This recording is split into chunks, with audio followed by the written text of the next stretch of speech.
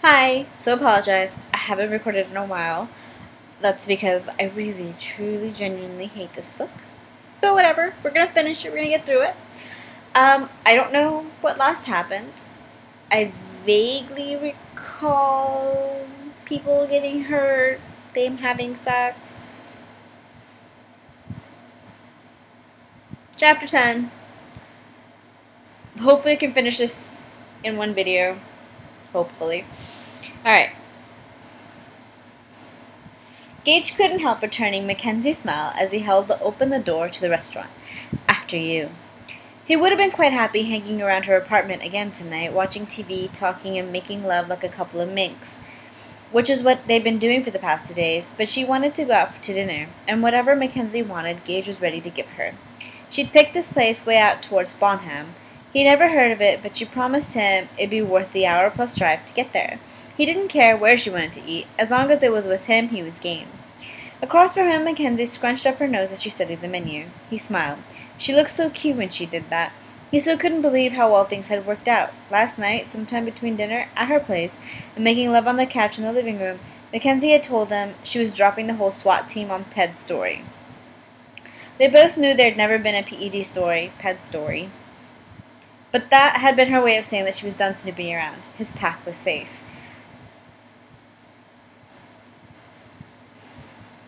Still manipulative, I see. But while he started out hoping to get a nosy journalist from finding out his pack's secret, somehow he wound up falling for Mackenzie and finding the one woman in this crazy world he clicked with. It was way too soon to say he was in love, but he was more serious about her than he'd ever been about any woman.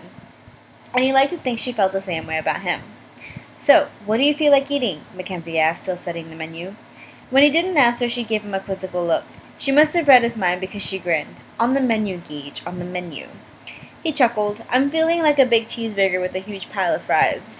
"Sounds good to me. Make it two." Mackenzie closed her menu and placed it on the table. "So, what were you asking me as we pulled into the parking lot?" They drove an hour away to eat cheeseburgers and fries.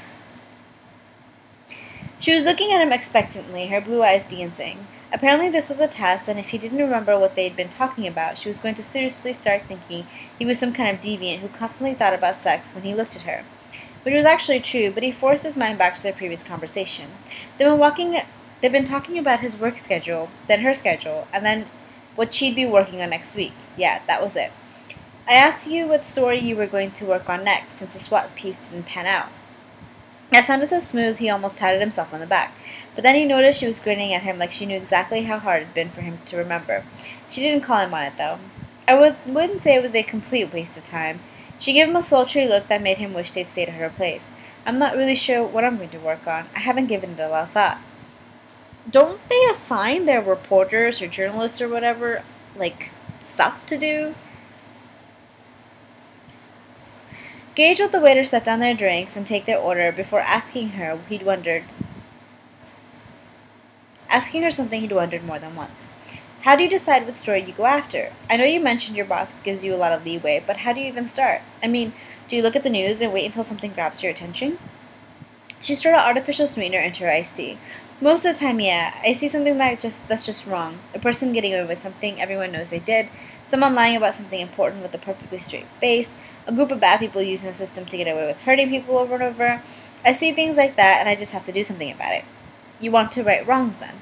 She sipped her drink. "Unfortunately, I rarely get to right the things that are wrong. The most I can usually do is make sure the truth comes out." In his experience, truth could be one hell of a four-letter word.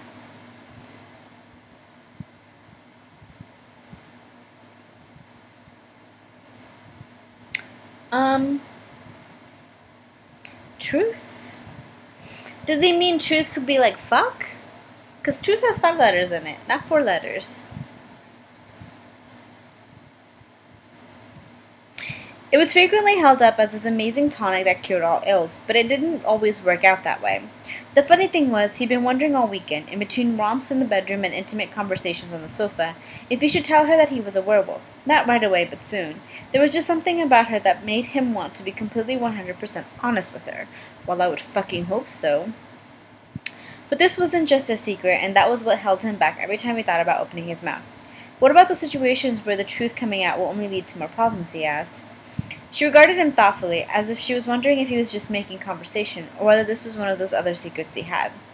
It might cause some pain and suffering at first, but I tend to believe the world is a better place when all the secrets are out in the open, she said.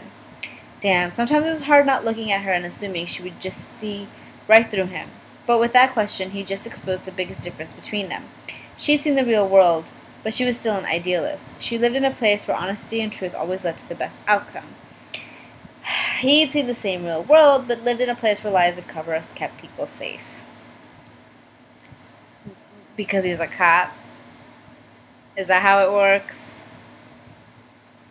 What about secrets the world isn't ready to handle yet? I mean, come on, there's fucking werewolves in this world. Someone has to know. Give the world more credit than that. People can handle more than you think. She gave him a pointed look. Besides, no one has the right to decide what secrets another person can and can't handle. Yeah, Mackenzie had definitely figured out this wasn't a theoretical discussion. Not surprising. She was a journalist, after all. But when the burgers showed up, she changed the subject and started talking about the last time she had a burger this big and how much she loved them. Great. Now Gage felt like shit. She probably thought he was trying to work the courage up to tell her something else that had happened when he was in the army, and that he'd tell her when he was ready. She'd freak if she told her his biggest secret, that he hadn't gotten out of the army because he couldn't deal with the death of his friends, but because he couldn't deal with becoming a werewolf. No matter how much well Mackenzie thought she could handle things, she wasn't ready for that kind of secret. Oh, blah, blah, blah. He wasn't sure she'd ever be ready for that. He shoved those thoughts aside and focused on his burger. At least that wouldn't make him feel depressed. He just drowned his fries in ketchup, and taken the first bite of his burger when his phone rang. Mackenzie looked at him, a French fry posed halfway to her mouth. Guess you have to answer that, don't you? He reached in... I hate this book. He reached in his pocket and pulled out his damn phone. One weekend, that was all he'd been looking for. Yeah, they wouldn't call if it wasn't important. Of course it might not be work. Gage glanced at the call display. It was Mike Zell, not the main line of the compound. He thumbed the accept button. Yeah, Mike, what's up? Damn, I'm glad you picked up. I was worried you'd let it go to voicemail. The tone in Mike's voice immediately made his inner wolf go on alert, and all kinds of bad shit started running through his head. What's wrong? I just got a call from a guy I know over at Customs and Border Patrol Protection at Dallas-Fort Worth International. Mike said, We've got trouble. What kind of trouble? Red flags have been coming in on early... What? Red flags have been coming in on early flight... What? Red flags have been coming in on nearly every flight inbound from Mexico and South America since 0900 this morning. We're talking more than a dozen guys, all cartel connected and all well-known killers. That sinking feeling in his stomach just got worse. Why are we only hearing about it now? Federal district attorneys have a couple of major drug cases going on right now and thought the guys were in town for a hit on one of their witnesses, Mike said. My guy called me from the freaking bathroom because he knew they weren't coming for any witness. Not when they figured who brought these guys in. Gage swore. Hardy?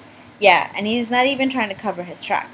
The son of a bitch had limos waiting for every one of these guys. According to cops and informants I know back from my days undercover, the word on the street is that these guys are here to take you and your girlfriend out. Soon.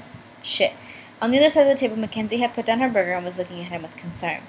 Gage, the deputy chief is going to want you to put the two of you in protective custody. You know that, right? Mike asked. That sure as hell isn't going to happen, Gage growled. No shit, Mike agreed. Hardy has men on the inside. Wait, how did these guys even get in? If they're well-known killers and cartel guys, shouldn't they be on the fucking no-fly zone? I mean, really, come on. Hardy has men on the inside. He'd know where you were going before you got there. What do you want to do? Gage hesitated. His first instinct was to protect Mackenzie. His second was to protect his pack, but the pack could take care of themselves, and Mackenzie, if they were warned, and if they were together. Call everyone in and get loaded up and ready. Mackenzie and I will be there within the hour. We'll go from there. Mike didn't argue. He didn't comment about the fact that Gage's visit to Hardy's residence hadn't had the desired effect, either. Damn it. He should have killed Hardy when he had the chance. Badge be damned. What's wrong? Mackenzie asked when Gage hung up. Gage didn't have a clue what dinner cost, but he pulled $50 out of his wallet and tossed it on the table. Then he stood and held out his hand to Mackenzie. I'll tell you on the way to the compound. Mackenzie didn't demand answers, but just took his hand and let him lead her out of the restaurant. Even though she was the poster girl for calm, he could hear her heart pounding. Gage, you're scaring me, she said, when he made her wait while he scanned the parking lot. What's going on? He hurried her across the lot, his nose taking in 100 different scents, his eyes shifting just enough to sharpen his night vision without giving off that telltale glow. The sun was just going down, so it wasn't completely dark out, but he still focused as he peered into the deepening shadows. The parking lot was clear, and he hustled Mackenzie in the car before he even thought about how to answer her question. He seriously considered making something up, but he wouldn't make her any safer by lying to her. In fact, he'd probably do the opposite. If she didn't know the danger she was in, she might take a careless risk without even realizing it. So as he spun out the parking lot, he told her the truth. Hardy's brought in a bunch of heavy cartel muscle from outside the country. They started arriving earlier today, and everyone who knows anyone has it on good authority that they're here to kill me. He slanted her a glance at my girlfriend. He sped down the road, checking every mirror in quick rotation as he waited for her to say something. Girlfriend, huh? He glanced at her out of the corner of his eye. Mackenzie had always struck him as a pretty cool character, but of all the things he'd expected her to say, this wasn't one of them. That's the word on the street, according to Mike. I wonder how Hardy found out about us so quickly. Gage shook his head. You did hear the part about them killing us, right? Yeah, but I could have told you that. In fact, I'm pretty sure I did, she said. You must have had someone watching you for the past few days, and they saw us together. I wonder why he's making such an aggressive move now, though. I thought someone like Hardy would have taken a more calculated approach. Gage took the opportunity to check his mirrors again. He knew exactly why Hardy had hired those hitmen, because Gage had miscalculated and poked the man with a stick. I know there was a bomb in that meth lab the other day. When Gage did a double take at that, she added, I overheard Cooper tell Mike at the hospital. He swore under his breath. Hardy was behind it, wasn't he?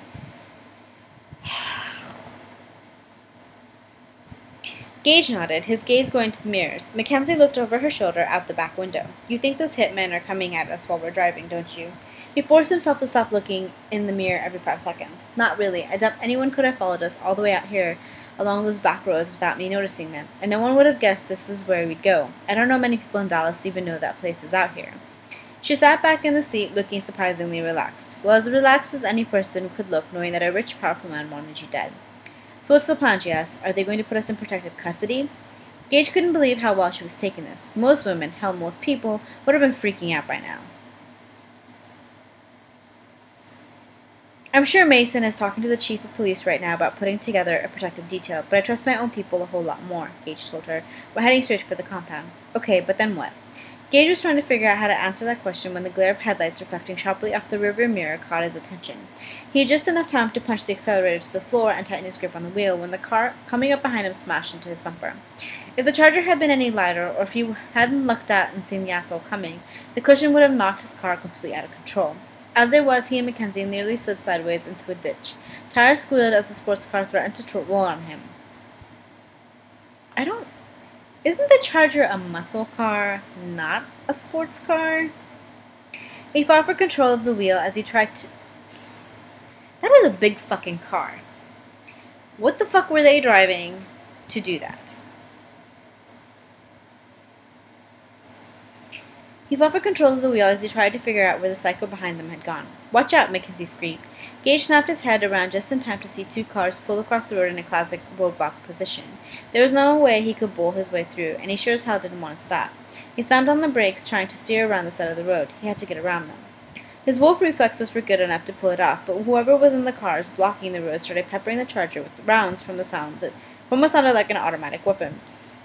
Bullets smashed into the front of the car, and Mackenzie screamed as the windshield shattered. Gage threw as much of his body in the front of hers as he could, considering he was wearing his seatbelt and needed to keep one hand on the wheel. He was still moving fast when he clipped into the rear of one of the blocking cars, smashing it to pieces and sending him and Mackenzie hurtling off the road and into the ditch. He gripped the wheel tightly as they bottomed out in the ravine, then bounced up to the far side. Mackenzie screamed again as they ran into a line of small trees on the top of the embankment. Why is she screaming? There were so many bullets hitting the car that Gage couldn't believe neither of them had been hit yet. That wouldn't last long. He needed to get them out of here and fast. With all the trees, he had no choice but to put the Charger into a sideways slide and bring the car to a halt the hard way, by smashing its broadside into a thick hardwood. He grabbed Mackenzie and tried to protect her from the impact as best as he could, but she still slammed against the inside of the door pretty hard. He reached over to unbuckle her seat. They had to get out of the car now. He dragged her off her seat and across the center console, slipping one hand down in his ankle holster to pull out his gun. Mackenzie was so woozy she could barely stand on her own, and he held onto her with one hand while he scanned the area. He could hear the sound of feet pounding in the dirt and could smell the sweat coming off the men as they ran. Gage pulled put a bullet through the head of the first man to crest the embankment, sending him tumbling backward. That would sure as hell slow them down some. Nobody was going to feel like poking their head up for a few seconds at least. Not waiting to see if he was right, he turned and scooped Mackenzie off her feet and then ran into the forest as fast as he could, and he could run pretty damn fast. They got maybe 200 feet into the woods before bullets started tearing up the sparse forest around them. Apparently the bad guys hadn't waited as long as he hoped. Shit. There was at least 6 of them crashing through the woods after him, spreading out in a ragged line in an effort to make sure he didn't slip past them in the gathering dark. If he'd been by himself, he would have shifted into his half-werewolf form so he could go on the offensive. The assholes would have never even seen him coming. But he had Mackenzie to worry about. There was no way to keep her safe and go after the men at the same time. So he kept running. Bullets buzzed past them like angry bees, and Gage was forced to zigzag erratically. That only allowed the men behind them time to gain. "They're catching up," Mackenzie said. Gage glanced down at her. "You okay?" He ran faster. He needed a better plan. He wasn't going to be able to stay ahead of these guys forever while carrying Mackenzie. All it would take was one lucky shot. "Yeah, I bounced my head against the window, but I'm okay," she said. "Put me down. We'll be able to run faster." Gage wasn't so sure of that, but what he was doing sure as hell wasn't working. He caught the side of a barbed wire fence up ahead. He sprinted to it and set her down on the other side, then vaulted over it while she was facing away from him. Their pursuers were only about 60 feet behind them and closing fast. Gage aimed at the man closest to them, but held his fire. He only had 1 magazine in the SIG, which only carried 8 rounds. He might be good with the gun, but he didn't have ammo to waste on low-percentage shot. Unfortunately, the bad guys didn't have that issue. Every one of them was carrying an MP5 submachine gun and lots of spare ammo. The moment they realized he and Mackenzie had about stopped, they painted the area with 9mm ball rounds. Gage turned to grab Mackenzie's hand and was shocked to see her holding that damn camera of hers. She was videotaping the freaking gunmen as they shot at them. "What the hell are you doing?" he shouted. "I'm a journalist. If someone is shooting at me, I'm going to film it," she explained, trying to hold the camera steady as he pulled her away. Then Mackenzie frantically motioned to the left, her camera dangling from her wrist. "I saw a building over there." The building was a barn. Unfortunately, it didn't have any doors, but right now, they didn't have a better option. He headed for the back of the barn, then tugged Mackenzie down in the hay-strewn dirt floor with him. "Are you okay?" he asked. "Did you get hit?" That alone was enough to make his head stop working. "I'm fine," she searched his face. "What about you?" "I'm fine." Gage took out his cell phone and swore. No service. So much for bars in more places. Mackenzie held up her camera, pointed it at the entrance. He knew she was scared because he could hear her heart thundering, and yet she kept filming. Damn, she was amazing or insane. "What are we going to do?" Mackenzie asked. Gage shoved his phone back in his front pocket, hoping for inspiration to tell him how to answer that question, when gunfire sounded from the front of the barn. He pushed Mackenzie to the floor, covering her body with his as bullets zipped over their heads. Ragged chunks of wood went flying every which way thanks to the 6 men and their automatic weapons. No, not 6, 4. Where the hell were the other 2? He lifted his head as he caught their scent. They were in the barn just inside the door. All at once the gunfire stopped. It had only been a diversion to make him duck so he wouldn't see the men come in. Shit. In a minute, they'd start spraying the place with bullets. He and Mackenzie would never survive that much firepower in this small barn. Gage pushed himself to his knees and took aim around the support post he was using for cover. Both gunmen had taken up defensive positions similar to his, which didn't leave Gage much of a target. But he had to shoot. Every second he wasted gave the bad guys more time to shoot at them. He leveled his thing and squeezed the trigger. He's pretty sure he grazed the guy, but he didn't have time to check. The moment he fired, the second shooter immediately emptied a full-clip magazine in his direction. Gage felt a bullet hit his right shoulder, then another clip his left leg. He ignored the white-hot flash of pain and adjusted his sights on the second gunman. He caught the guy just as he was reloading, putting 2 rounds in his chest. Then he turned his attention back to the first guy to find him lining Gage up for the kill shot. Gage squeezed off a round in the man's general direction, praying it found its target. Unfortunately, it was about 1.5 feet above the shooter's head. It made the man flinch and jump out of his hiding place, though. That was all the opening Gage needed. He put the gunman down with a shot dead through the center of his chest. Gage waited for the 4 men outside to rush in, guns blazing. Maybe they figured things hadn't gone according to plan. They probably thought Gage had killed their buddies and was waiting for the rest of them to come in so he could do the same to them.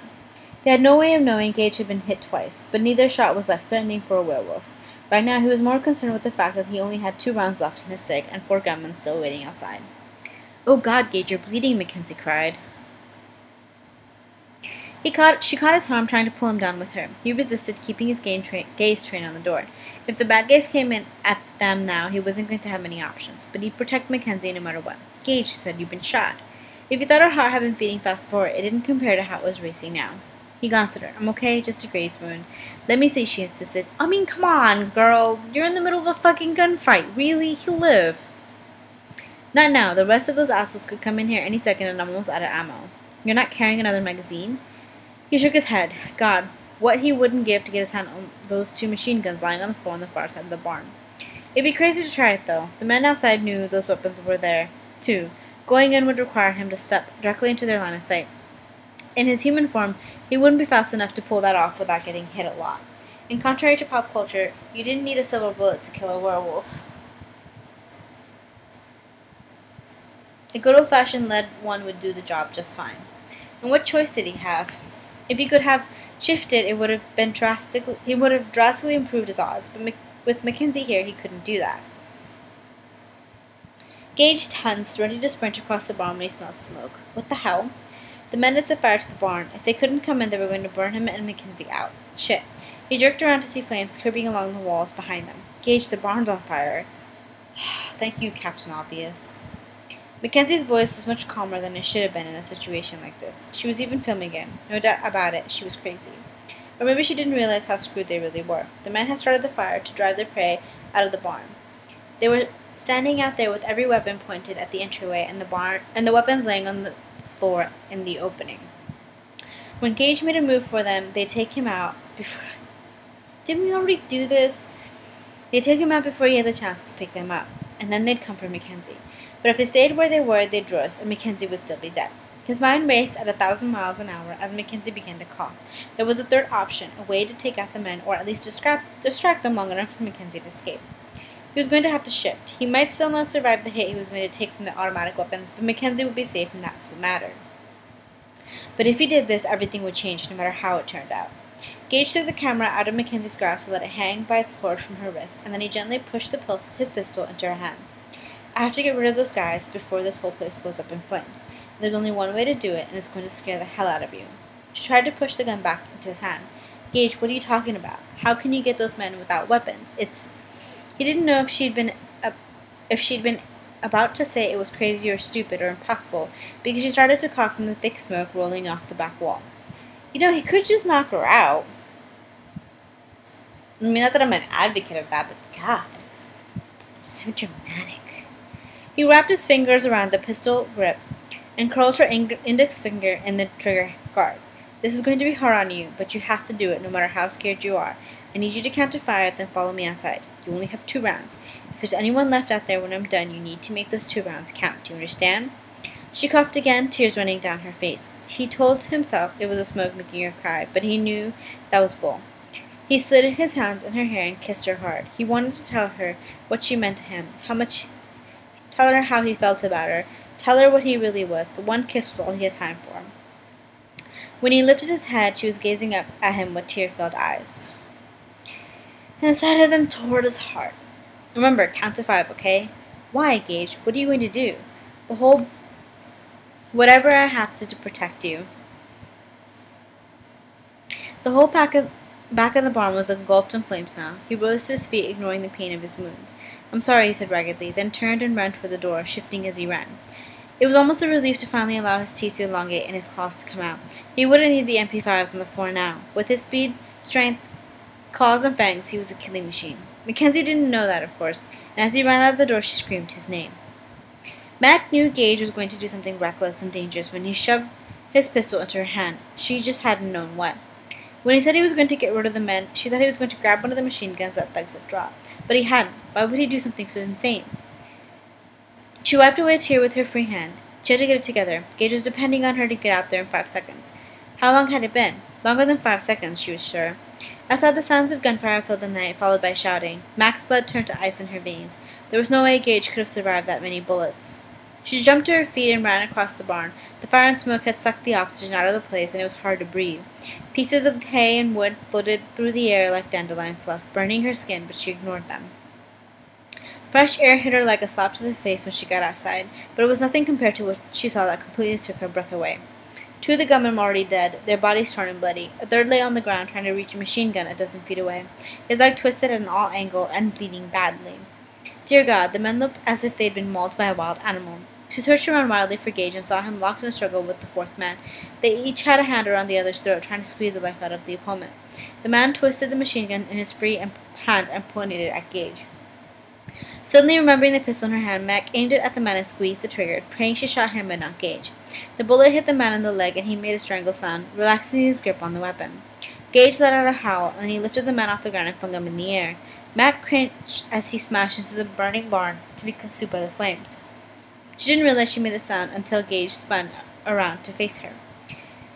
Mac gasped. At first she thought the smoke from the fire was still affecting her, or that shock was making her too dizzy to see straight, because what she saw couldn't be real. Gage's shoulders were broader, his brow heavier and more furrowed, his hair longer, his stubble thicker, his ears slightly pointed at the tips, his jaw wider, his canine teeth now long, dangerous-looking fangs, and his eyes were no longer a soulful brown, but a deep yellow gold so bright they almost glowed, and on top each hand his nails turned into wickedly sharp claws.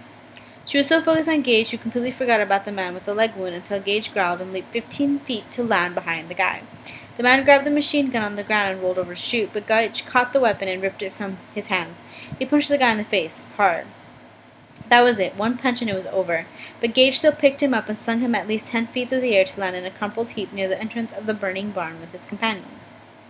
Gage turned to her, his body tense, his eyes on fire, and his lips pulled back in an angry snarl.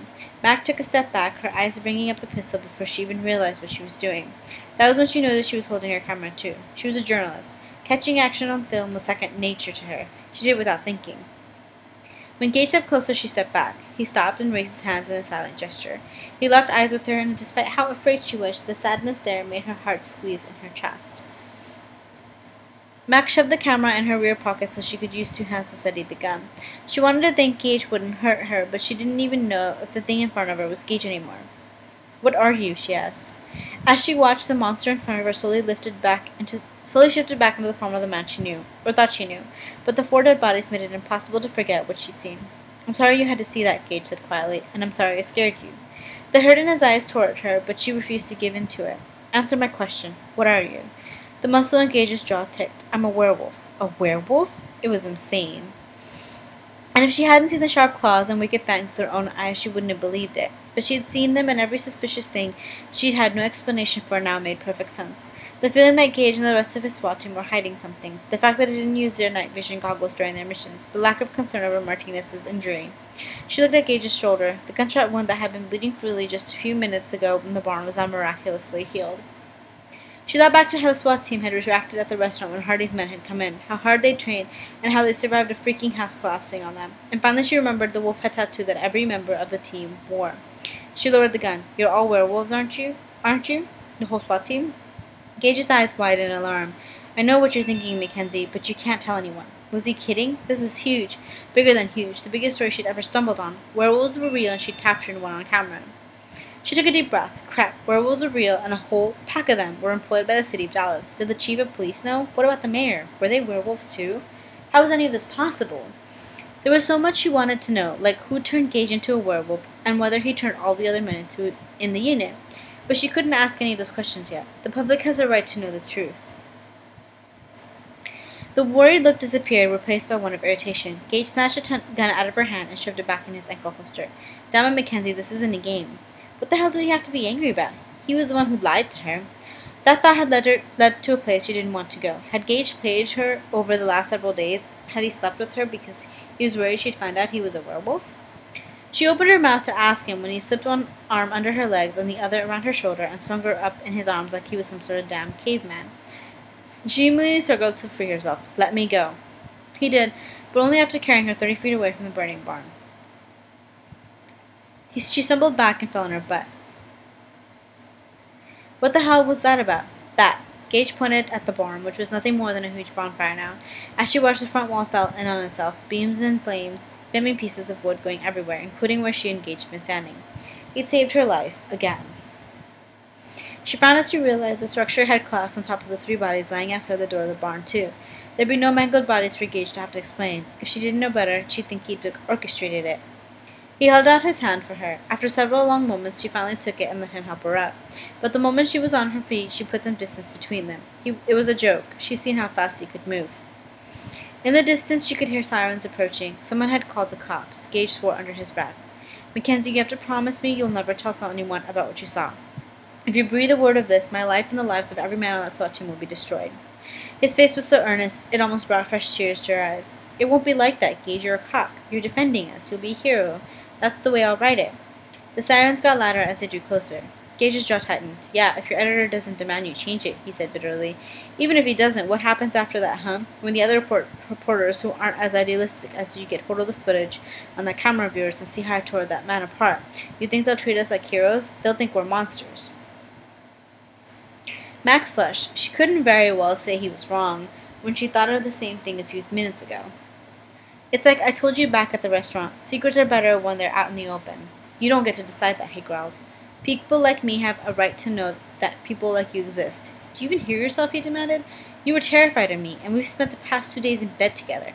How do you think the rest of the world is going to react? The ones who don't want to hunt us down and kill us outright will have to capture us and cut us up for research. That's not true, Mac shook her head. Oh my god, okay.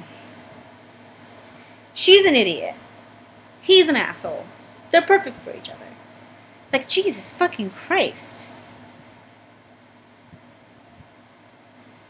She refused to believe they lived in a world where people would allow something like that to happen. Are you serious? Are you serious? Do you not see how we treat each other and we're not freaking werewolves? This isn't the Dark Ages. People don't go around in mobs carrying torches and pitchforks anymore. Not everyone is as bad as you think. He's right. You're right, he snorted.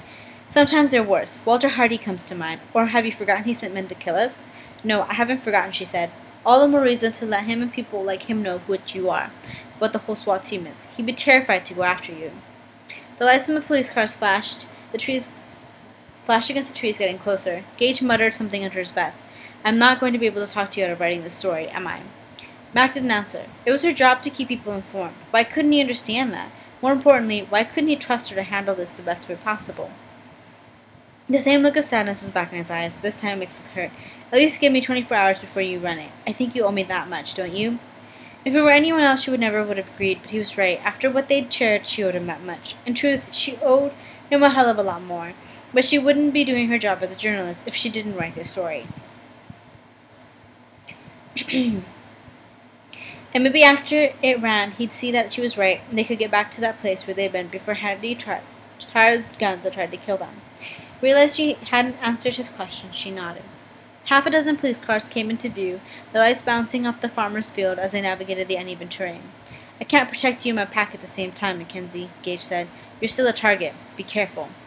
Gage didn't wait for a reply, but turned and strode across the clearing toward the police cars. Mac had been a target before, and she'd always taken care of herself just fine. But for some stupid reason, knowing he put his pack ahead of her hurt. For the first time in her life, she wasn't sure if she was doing the right thing. Alright. Done with chapter 10. So much drama. So much drama. We'll get to chapter 11 soon. The action doesn't end, my friends. It does not end.